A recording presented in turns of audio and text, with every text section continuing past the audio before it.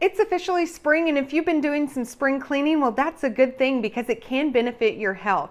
Do you know the EPA estimates that indoor air quality has 2 to 5 times higher the amount of pollutants than outdoor air quality? So I've got some tips for you to show you how to keep your indoors a little bit healthier. My first tip is to use more natural cleaners.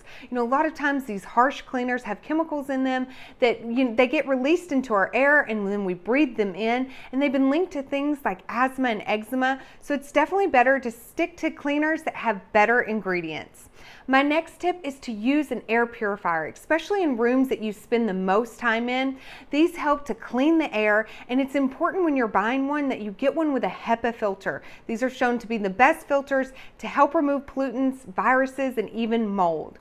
And my last tip for you is an easy one, and that's just to take your shoes off before entering your home.